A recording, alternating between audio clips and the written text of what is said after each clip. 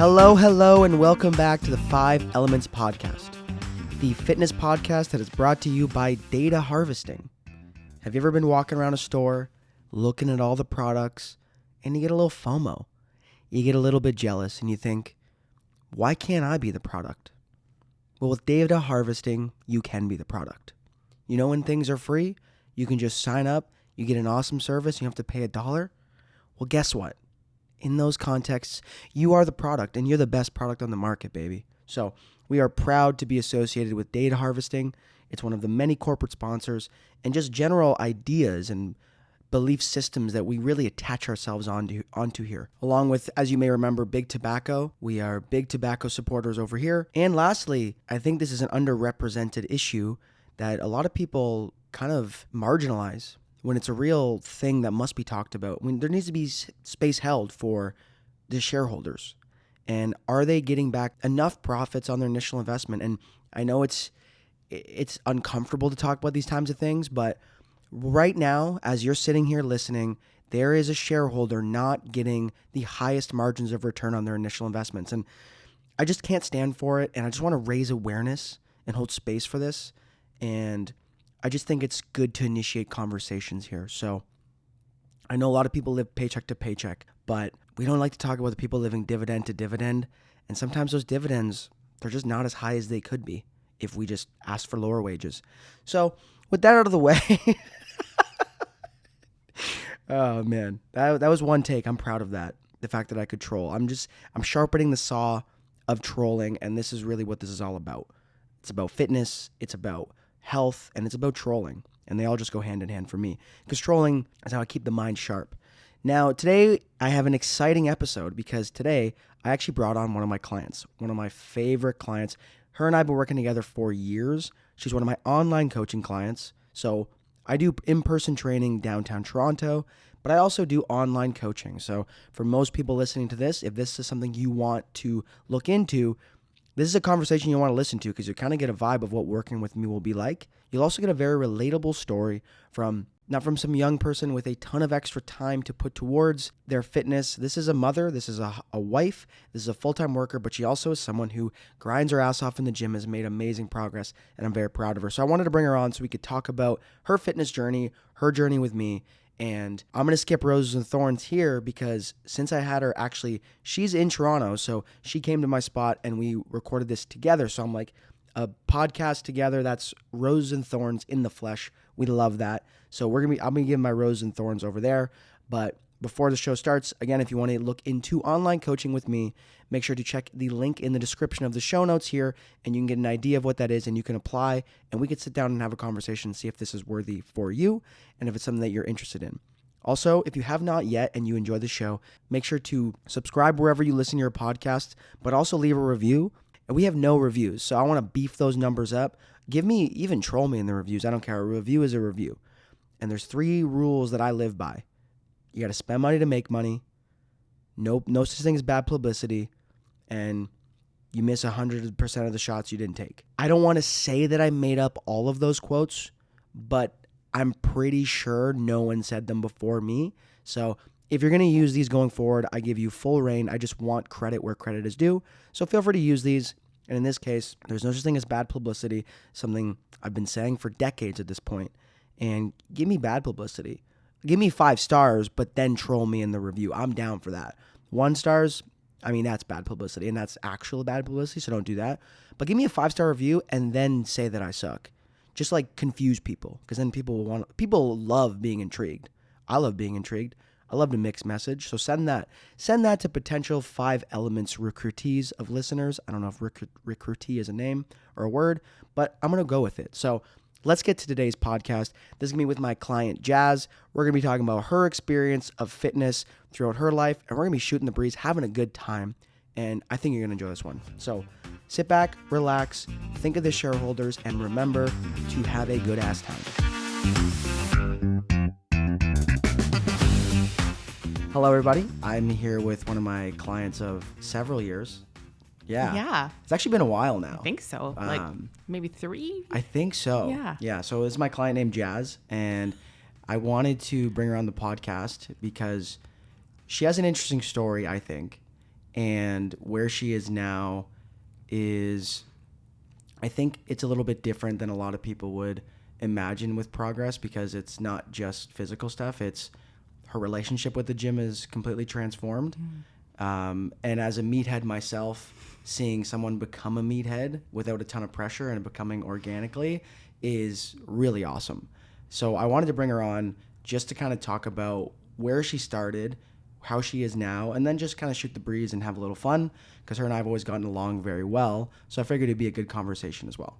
Sounds good. So we're going to start with Roses and Thorns, and this is the first time I've ever actually done a podcast with someone else in person. I've done a few online now, but none in person. So I think it'd be a great time to do some Roses and Thorns in the flesh and kind of talk about that, because that's a big part of the podcast too. It's not just about fitness. It's kind of about honesty. It's about life. It's about everything else in between, just having a good ass time. So I think a big part of that is obviously going to be Roses and Thorns. So do you want to start, or do you want me to start? I think you can start. Okay. I'm going to start. I'll be quick here. So one of my biggest roses is I've been learning Spanish for the last couple months, and it's getting better every day, to the point that, so I tend to go all in when I do something, and I have like 4 lessons a week, like private lessons a week, and they're just conversations now, which I never thought I would get there. And the reason why that's such a big thorn for me is I've always been someone who's wanted to speak another language, but I'm also someone who struggles with self-efficacy and believing that I can do something until I do it. And I almost have the memory of a goldfish when it comes to proving that I can do something, because then I will do it, and then I will deflect my success into a bunch of other external circumstances, and then almost think that my ability to, learn something new and do that again is this finite resource that, that was the last time that's going to work. And that's probably not an uncommon problem, but the more you do that, the more you need to keep learning new things and keep building that up and kind of build a case against your inner critic, right? Even if it's irrational, a lot of these feelings are inherently irrational, but the more you get out there and do it, the better. And I find for me, there's whenever you learn a new skill, there's a moment where you're like, oh, I can do this. And I've had one of those recently, like yesterday. I was at the coffee shop, and I have 2 Spanish teachers, and one of them's online in Colombia, and the other one, he's a Venezuelan guy, but he actually is also a trainer at the gym that I work out. And I was like, because he's a good teacher. And he kind of just sat beside me, and we had a broken ass conversation for 15 minutes. And I was getting to the point where I could actually understand what he was saying when he was speaking a little faster. And I was like, yo, I got this. I didn't understand everything, but I kind of have and you're a mother, so you'll know this. I converse like a 7-year-old, where I learn new words. I'm going to use this. I use it in a broken context.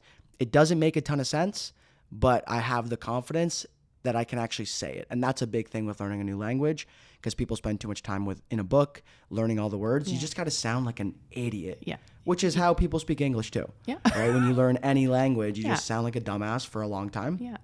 And that's my big rose, because when I started, I was like, I would listen to people speak and think, there's no fucking way I'll ever get this.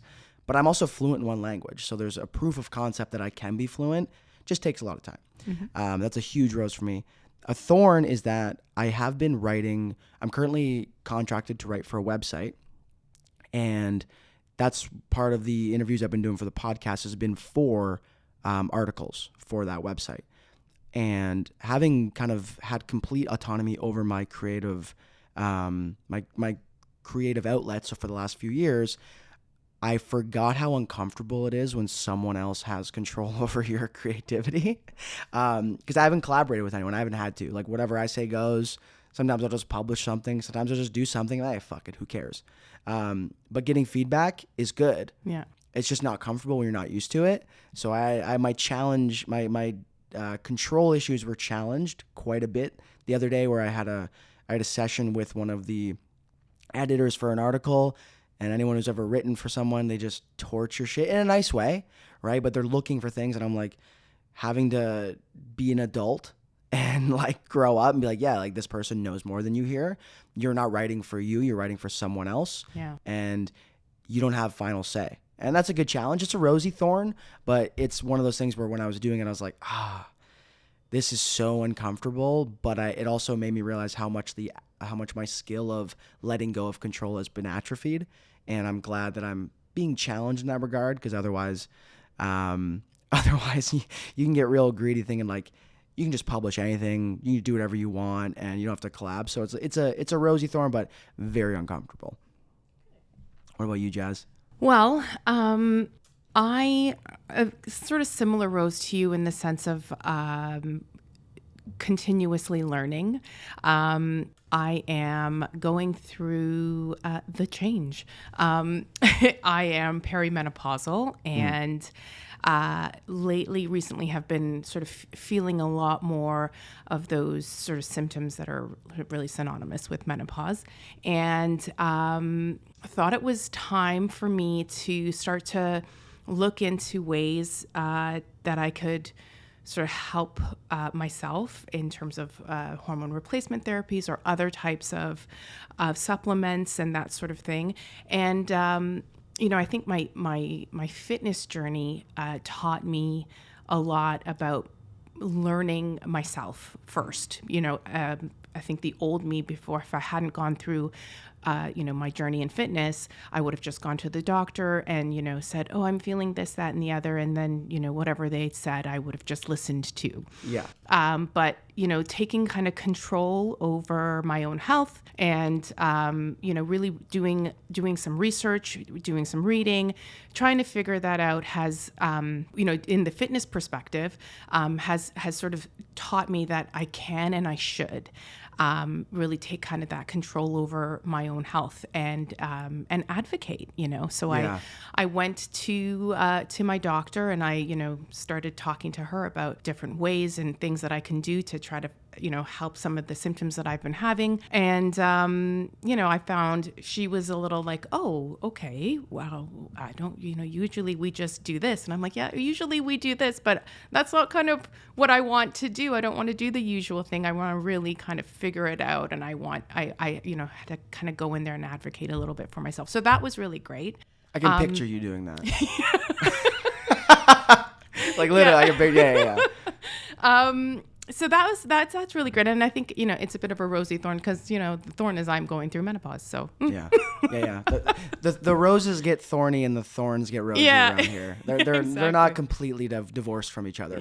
Yeah, definitely. But yeah, it's a thorn, but it's a rosy thorn because it's a new chapter in my life. It's a new shift, and it's a different perspective. It's something that it happens to all women, and you can either approach it in like the way of like, oh my God, my life's fucking over now, and that's it, or you can look at it and try to find the positives. I think like as women age, we say goodbye to things, but we also open new doors and we say hello to different things. True. And I'm trying to embrace that. Yeah. It's not over. No. It's just half over. No, it's just starting. It's just half over. Yeah. No, it's literally glass half full. There we go. All right. So that's your thorn. It's right, a rosy thorn. Okay. Now what's your rose?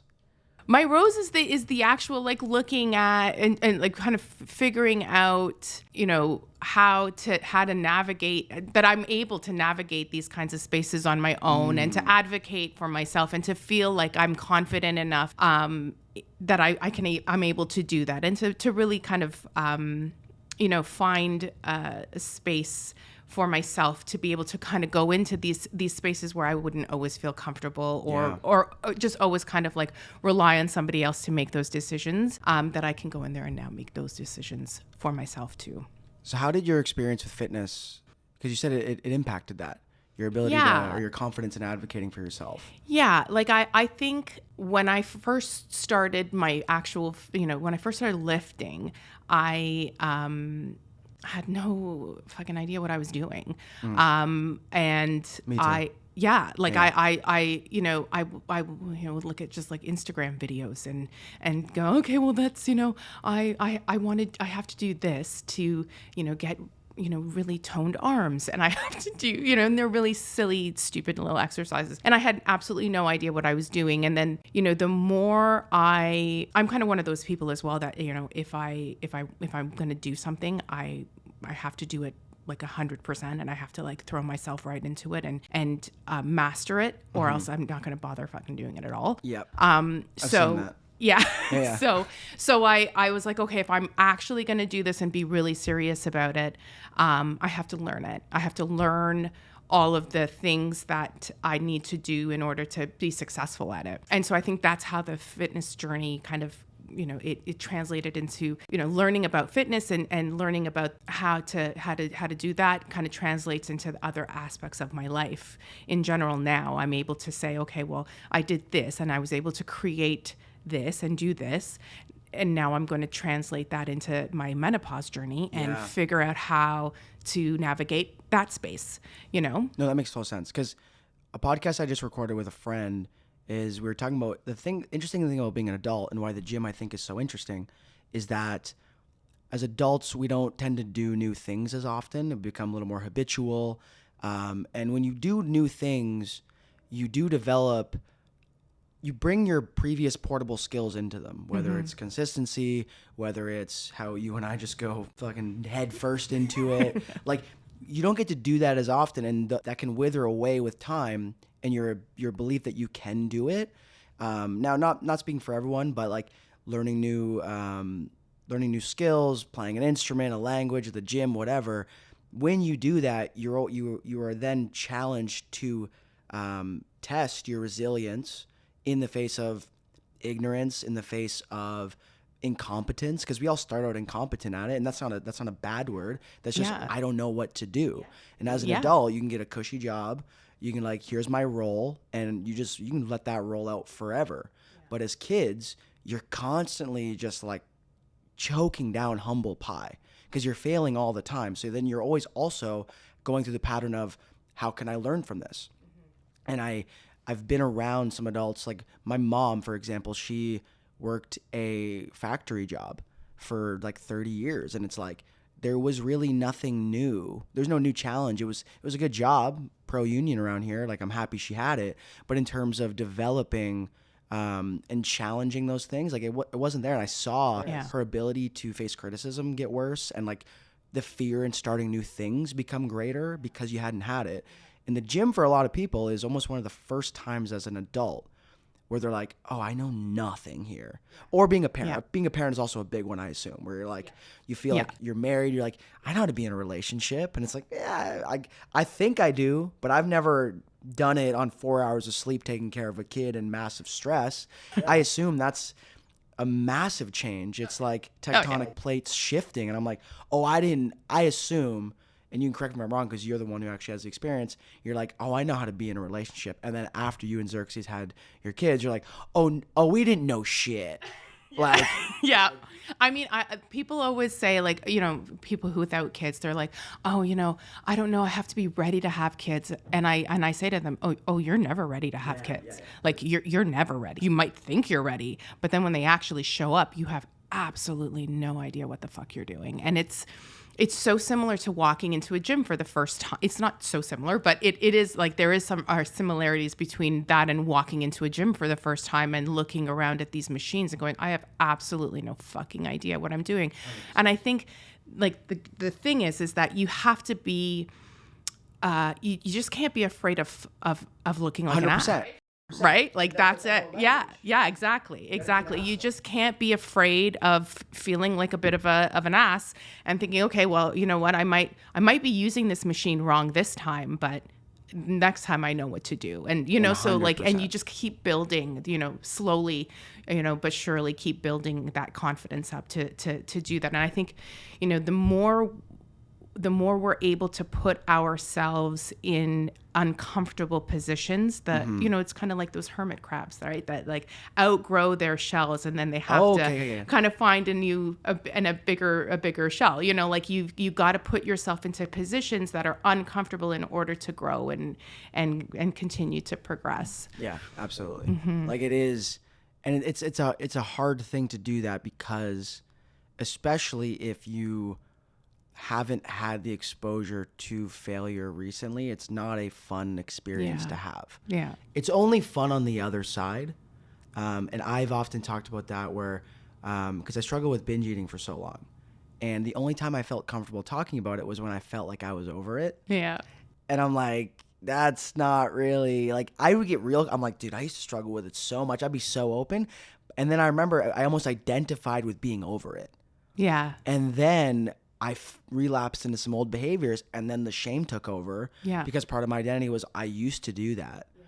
And then I wouldn't talk about it. Yeah. But in reality, I actually needed to talk about it more while I was struggling with it. Yeah. Right? And it's the same thing with developing any kind of new skill. We only like to talk about it once we've overcome it. Mm-hmm. Like it's with language, I was just saying, like now that I had that moment with Espanol, I was like, oh, I can talk about it now. But I was deeply embarrassed. So I was like trying to, like this morning, one of my neighbors, she's Mexican. So whenever I see her, I try to like speak a little Spanish. And I said the wrong thing. And I remember my face went red. And I was like, and then I sat back. I was like, you tried. Yeah. That's better than if you would have swallowed your words there. Absolutely. And it's the same thing, right? Yeah. So, and you that's how you learn, right? 100%. That's how you learn. Yeah. So I want to talk about you touched on it a little bit. So I want to talk about how you got to where you are now in terms of where you started, in terms of health-seeking behaviors, fitness, what even your ideas were around fitness years ago. We can go back to when you were a kid, because I think we come into pursuing health from, even if you weren't actively pursuing it, you are imprinted with a bunch of ideas. And you being a woman, when you were raised, how you were raised, etc., that is going to impact what you think health should look like.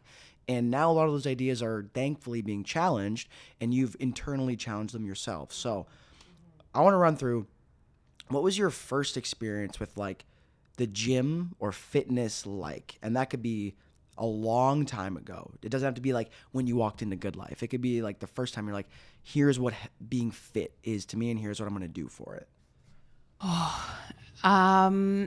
So, I mean, I grew up. I never grew up overweight. I think is like important for me to say. Like I've never I never had significant weight issues.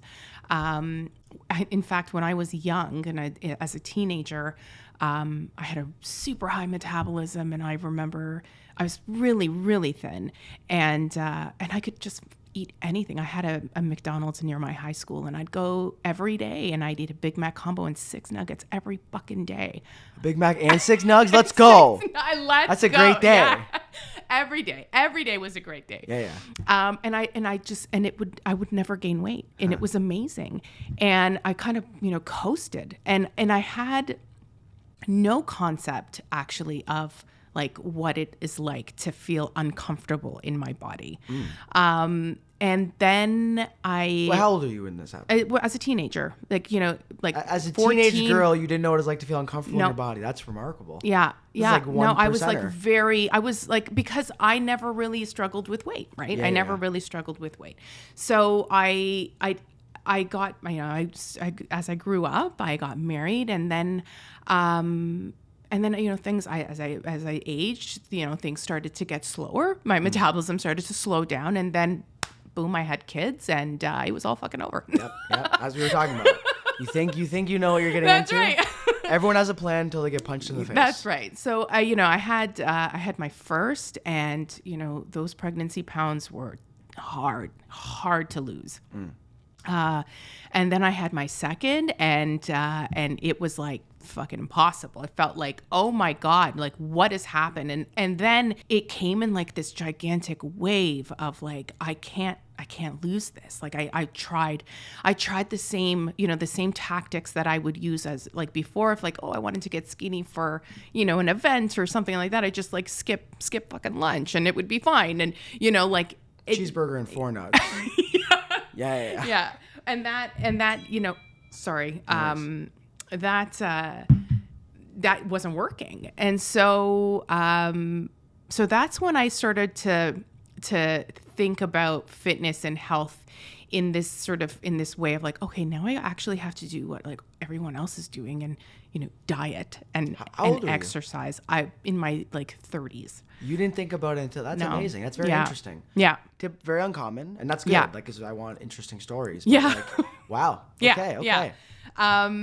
And so I didn't really focus on it. So, I was listening to an earlier podcast that you had with the lovely lady. I can't remember her name, but she was talking about body neutrality. And I really identified with that. I was like, at that point in time, I had a very I wasn't body positive. I just was body neutral. Like I was like ambivalent to it. Like I was like, okay, like my body allowed me to play sports and it allowed me to do all of the things that I was doing. And it was great. And I was able to wear whatever I wanted to and it was fine. But then after my pregnancies and as I started to get, older, I was like, I now am hyper focused on trying to look skinny, trying to look, lean, all those things. So I started to what I considered to be diet, which was just cutting out food, just like I'm not gonna. So I went paleo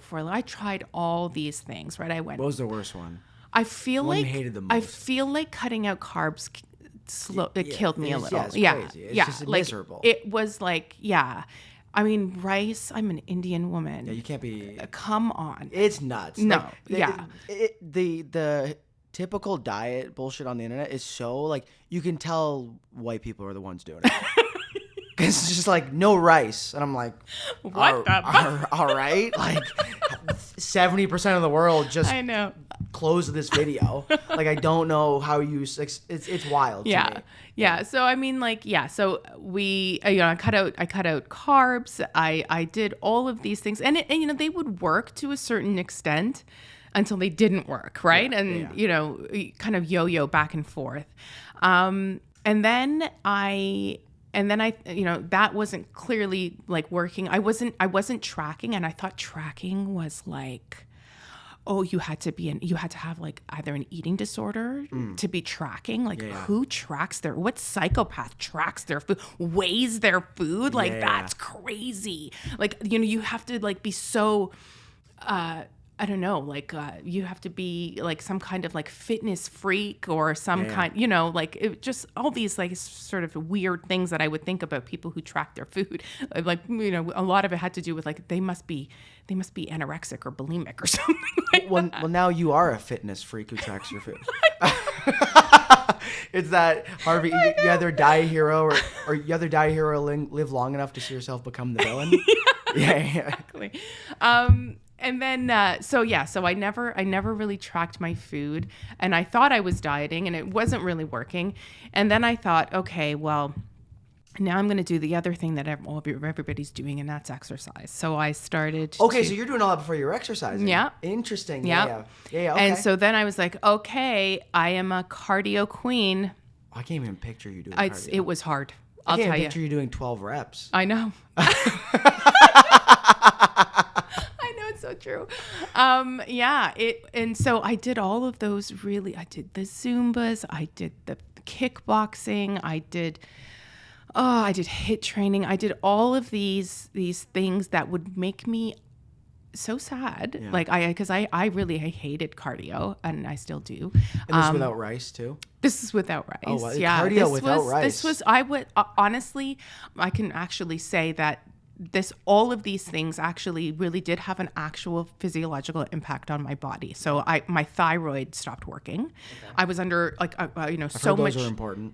Yeah. So like I was under so much stress that I became hypothyroid because I was just doing really stupid shit to try to be skinny. So I just want to give a shout out to your thyroid, as someone who's pro protesting. Your thyroid did the right thing. When you see an injustice, you should stand up. You should speak truth to power. And that's what your thyroid did. You were oppressing your thyroid. And they're like, no, we are going to organize against this fucking tyrannical empress who thinks they can make me just grind without rice. This is bullshit. This is an Indian thyroid. That's right. And I'm going for long runs without any plow. This is bullshit. Yeah. Yeah, so I tried to do all of those things, and then weightlifting was something that I was like, oh, I can't do that because I don't want to be like I don't want to be like a man. I don't want to be muscular like a man. So like the heaviest weight I'd pick up was like a fucking 5-pound dumbbell at Pilates because. And was pink, and and booty bands, absolutely, all of those those things, and I don't know. And then then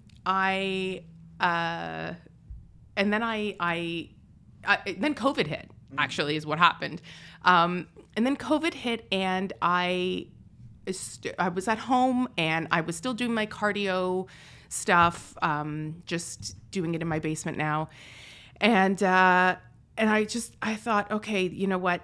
None of this is actually like really making me feel like the way I wanted to. I lost some weight. I certainly did lose some weight, but then I ended up becoming like skinny fat, Yeah. And that's when I started to understand weightlifting, and I started to really kind of want to understand more of it and learn how to get that toned look that I was sort of searching for. And that's when I started to actually really start lifting weights. And then I met you. And then it was fucking on. Yeah, it was. I remember, like, it's so funny to listen to you say, like, I didn't want to be a man. I didn't want to be huge. Now you're like, I want to be fucking huge. Yeah.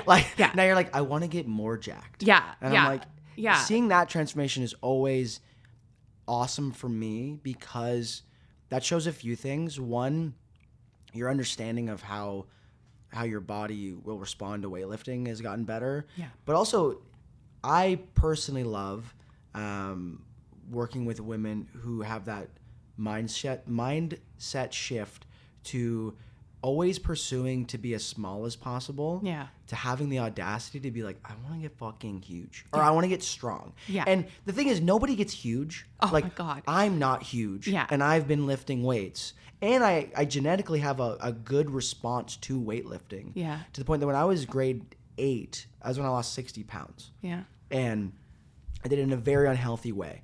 And I wouldn't recommend it to anyone. But one thing I started doing was I started lifting a lot. And I was grade 9 with big arms for I looked like Mowgli at the time, right?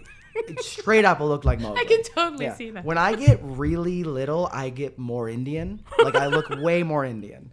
And because I have because I'm mixed. So my dad's, I have my dad's I have the Indian bone structure. It just doesn't look like it because I have more muscle on me. Mm-hmm. But when I get really thin, you're like, oh, dude, my wrists are very little. My ankles are very little. I have like a size 28 jeans.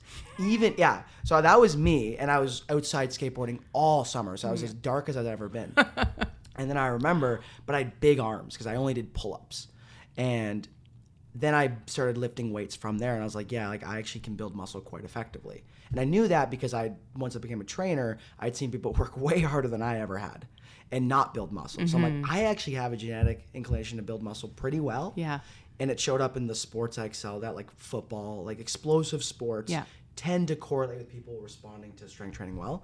And I'm not huge, and I've been doing it for like 15 years. So no one gets huge. It's more of like a metaphorical huge. Yeah. You kind of feel huge in a good way. You're like, because you feel confident. Yeah. You feel like you can take up space. That's right. And that's totally That's fine. exactly it. And as a guy, I'm primed to believe that I can. Yeah. As a woman, you're almost told the exact opposite. So when I can see someone shift that and get excited about it, I'm always like, let's have more of this. Yeah.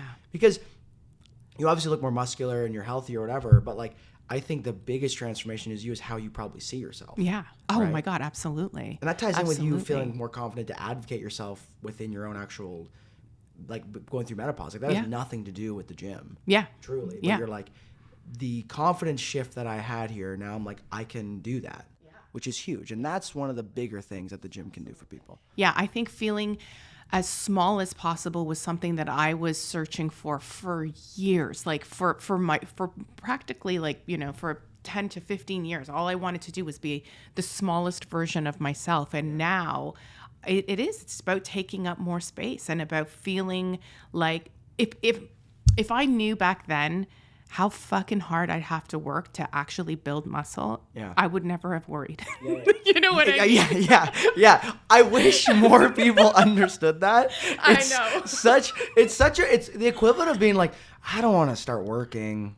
I probably get too rich, and like, I don't want to get out of touch. And it's like, Yeah, exactly. I fucking wish, dude. Oh my God. Yeah. If I knew like how heavy I'd have to lift in order to actually even look remotely toned, you know, it's crazy. So, you know, that was a huge awakening for me. Like that was massive. That shift in focus as well. It's like the more I wanted to get jacked, the more I actually just ended up looking really lean and toned. And That's it what was I tell everyone. yeah, and that was like amazing, because I was like, oh wait, this is what I used to want to look like. Yeah. Now I want to look like I can, you know, fight bears, but you know, but you know, like, yeah, that was, but now I've sort of gotten to that place, and now it's like, I want more of that. I look at the dude beside me in the gym, and I'm like, well, if he can fucking lift that, I'm going to try. So Jazz and I work together online. We actually don't do in-person training. So she sends me videos of her lifting, and I give feedback. And I've seen her do that. Like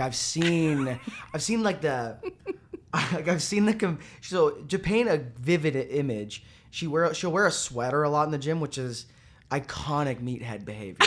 Like, that is the best. And like the hoodie's on sometimes, and when hoodie Jazz shows up, I know like it's a bad day to be a dumbbell. And I've seen the competition in her eyes, and I'm like, this is fucking sick.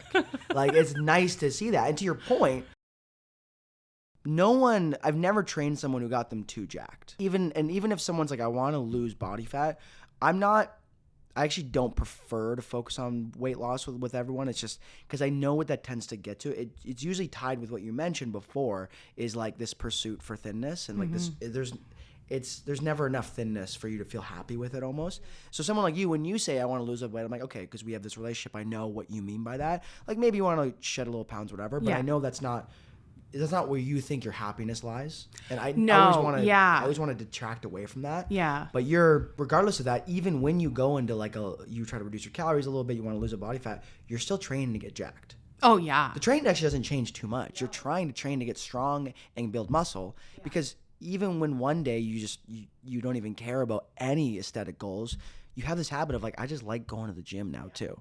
And that's the most important thing. And I think, you know, there are times where I've been, you know, not my leanest self in the gym, and I've been working real hard and, you know, trying to get that fucking third pull up, and, you know, Which you did recently. Yes, I did. Third full pull up is audio platform, but we just bumped fists. And then, you know, it gets to a point where I'm like, okay, you know what? I'd like to see some of the gains that I've made, right? I want to just be able to see some of it. So I'll go into a slight deficit. But as you know, they're very short-lived, because yeah, they really are. Because I immediately get into a calorie deficit, and I'm like, fuck this shit, because it is terrible. It is. I fucking hate it. It is not fun. I hate it. And then I have to think to myself, you know what? The juice isn't worth the squeeze here. I actually, you know, I'm not my happiest self. Mm-hmm. I you know, if it's like, you know, I want to lose like a significant amount, like if I've gained a significant amount, which, you know, doesn't happen very much, but, you know, like I'd probably lose a couple of pounds and be like, okay, you know what? I'm good. Because I don't really, like, calorie deficits for me are hard. You can ask my children, you can ask my husband.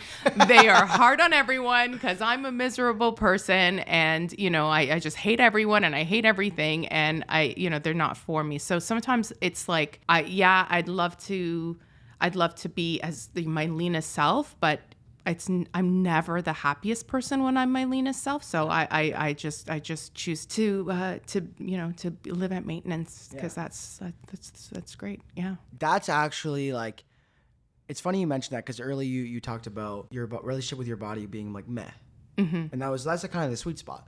Yeah. Because you don't want too much of your body, too much of your happiness to derive from your external appearance. Right. And you don't want to be in a spot where you're like, I can't be happy until I look a certain way. Yeah. It almost should be like, oh, it's cool, or meh, and then move on from there. And I honestly feel like that's also come as like part of my rosy thorn. It comes with age. It comes with that embracing of your of the person that you are. And you struggle as a younger person for a long time with, who you are as a person and who you are on the outside mattering so much. And as I've gotten older, I've realized that, regardless of whether I'm 3 pounds heavier than I was, last year or whatever it is, I'm just the same person, and it doesn't actually really matter in the grand scheme of things. 100%. Yeah. No. And here's the thing, that's not a perfect belief. It's not like you're like, I always feel that way. There's probably sometimes where you get triggered. Hell yeah. Right? Because I think sometimes when we talked about body neutrality before, is like people think that you just become divested from, you don't. There's always things that will, you wear a little shirt that's too tight and then you find yourself going down an old pattern, but you don't have to feed that wolf every time. And I think before you were more likely to feed it, and now you're like, yeah, I'll dial it in a little bit and things will be great. And that's a sweet spot where you're perpetually almost in maintenance, but you're pursuing new skills. Like you're getting stronger in the gym at different things, and like things might change here and there, but you're not like, oh, I'll finally feel good when I hit this. Yeah. Right. And I think what I've found really almost liberating is knowing how to dial it in. Yes. And knowing, like, I would literally have sleepless nights before this thinking about my weight and thinking about, oh my God, I don't know how to lose this weight. Like, I don't know how to lose it, and I don't know what to do. And I'd look online at 1 a.m, just trying to figure out like ways that I could be skinnier, and not really understanding, calorie deficits or energy balance or any of those things. And now that I have that knowledge is actually really powerful. And it is because you actually have control now, and are like, now that when I'm like, oh, I feel a little, I might feel a little heavier now, I might like just go into a bit of a deficit. I know what to do. I know exactly what to do. I know how to track it. I know how to get in it and get out of it as quickly as I need to in order to get the goal that I want. And that in and of itself gives me such less stress. And I'm so at ease with it now. And I think that, regardless of how I like, the feeling of being a little fluffier and, on some days versus others or whatever, you always struggle with. Yeah. But the knowledge of like, if I ever really wanted to, like, if I find that the juice is worth the squeeze, and I will do it, and I know how, and I know it will work because I understand the science behind it now. Okay. All right. I think I'm gonna ask another question now. Okay. How did you end up working with me? How did I end up working with you? Well, I actually found you on Instagram, and I was just talking shit, I bet. You were. But it was great because I think what you had done is you had done a segment or a series of comments that people had left you. Yeah, fake comments. Yeah. Fake reviews. Fake reviews. That's it. Yes, that's it. And they were hilarious. Like, they made me laugh so hard. Like, it's been 2 months and I haven't seen any progress, and those kinds of things. And I knew that what actually made me think about having you as a coach was just the fact that you were able to like make it so easy, and it was like fun, and it wasn't like I could tell that just through your page and whatnot, I could tell that that it was like it was going to be more of a collaboration, as opposed to you saying like, you need to eat this many calories and hit your target and these many reps every time, like that kind of thing. And I wanted to have somebody that I felt could understand, and was able to sort of collaborate with me and talk through things. 100%. And then when we had our first call, our first check call, we had a really good chat, and I think I had impressed you with some of my knowledge, and you actually asked me if I was a coach, and I laughed so hard. Oh, I do remember that. Yeah, I remember and that. I laughed really hard, and I said no. And you were like, wow, well, you, and I appreciated that. Like, I appreciated the fact that that you had kind of recognized that I did know a little bit. No, I mean, not nearly as much as you, but I did know a little bit about things, and I just thought that it would be a good working relationship, and it's been fantastic. Yeah, you've actually been like an awesome client to work with, and I think we did start off on the right foot, where it was like, because I'm probably not the best person to work with someone if they have like serious goals where they're like, I have to achieve these. Like, I'm not a high motivation guy, to be honest. I am trying to make fitness more accessible and more enjoyable for people while they can achieve their goals. That's really what I want to do. Yeah. Because it's something I wish I had gotten.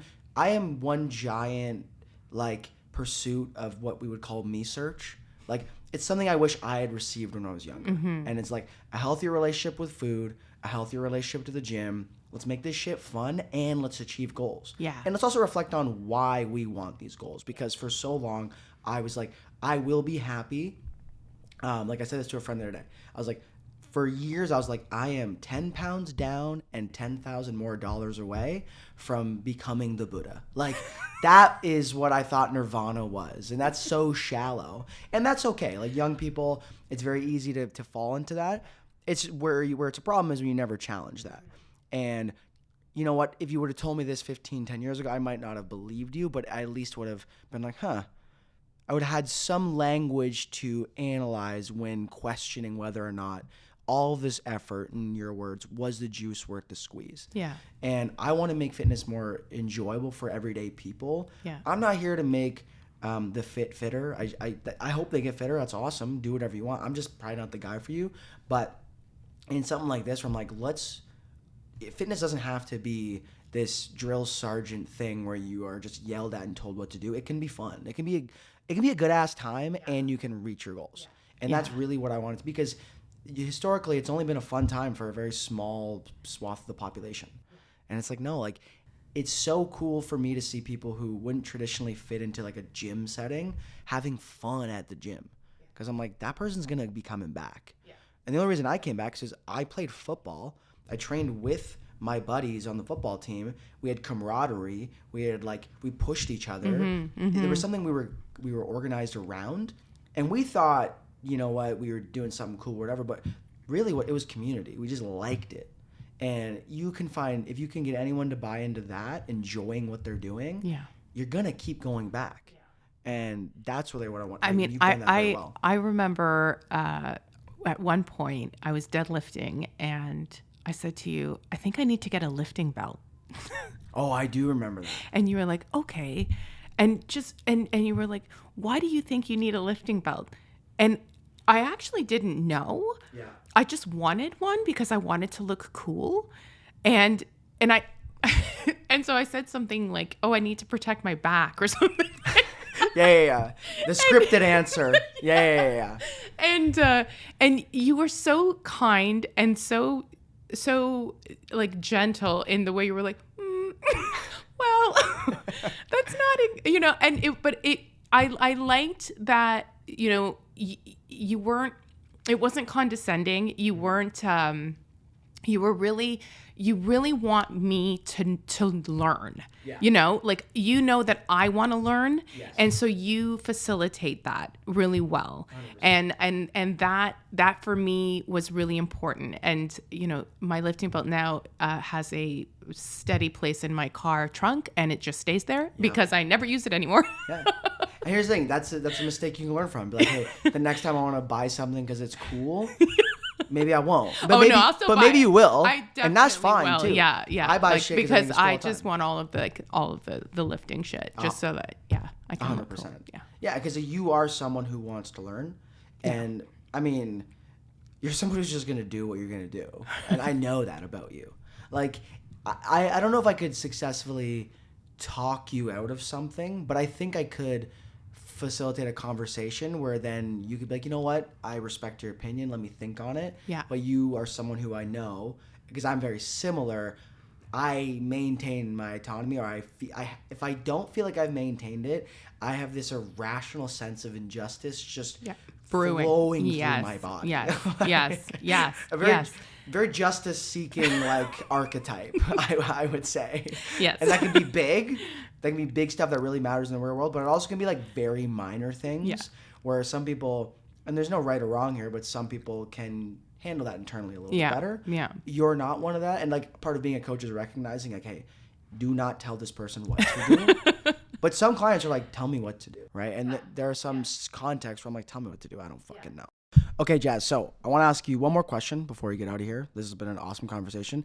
And I think I actually want to have you on again because this is a fun convo. I think it's a very relatable one. And one of the things I like about podcasts is before we can only hear from famous people or whatever, this gives us access to just everyday people's stories. And I just think they're a lot more relatable than how most people actually relate to people who have just tons of means and all the free time in the world, where you work a full-time job, you have kids, you have a husband, and you still train and take care of these things. So one thing I wanted to ask you was, what is the most important thing for you in remaining healthy that has nothing to do with the gym or nutrition?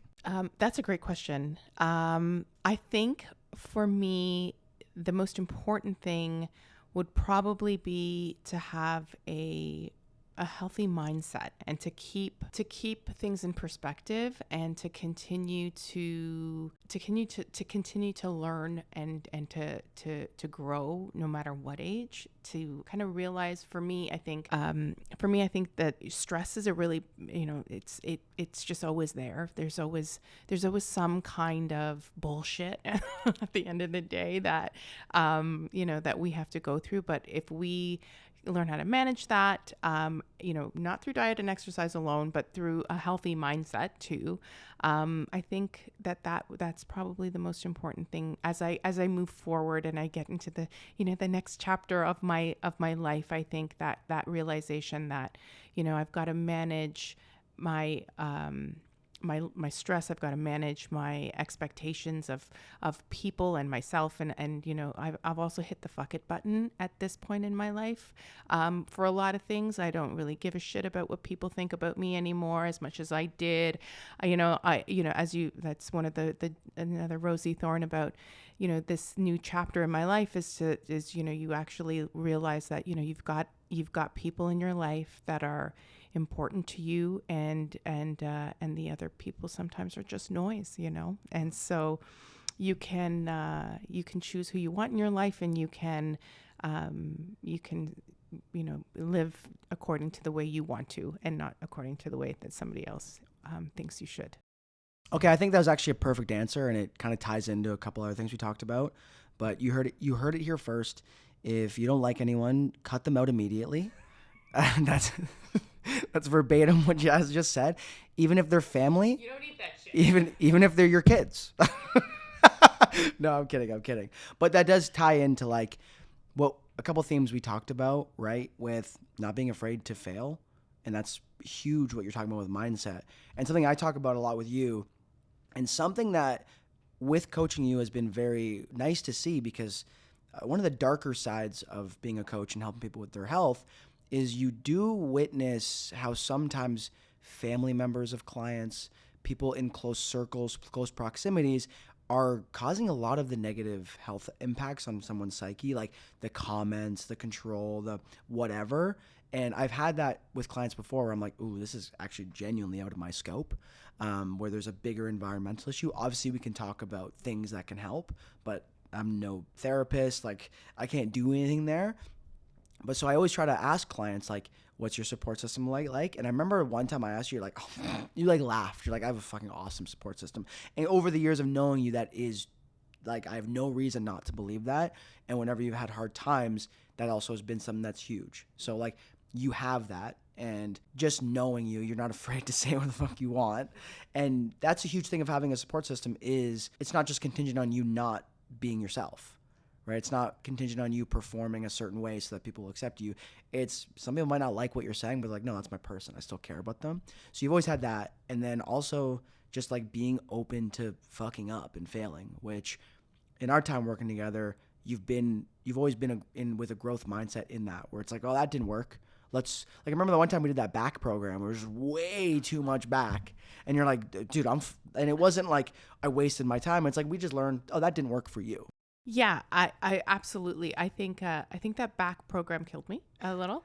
But yeah, it is. I don't mind. Again, I don't mind looking like an ass sometimes, or trying something, and if it doesn't work, at least I know, and at least we're able to grow from that and to learn from that. I think that learning is a continuous thing, and you're never too old to learn something new. So yeah, definitely.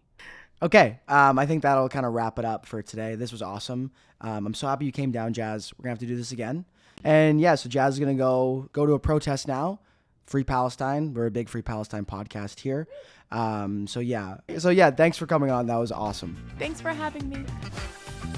And that's going to do it for today's episode, everybody. Once again, thank you for taking the time to listen, and I will talk to you soon. All right, cheers.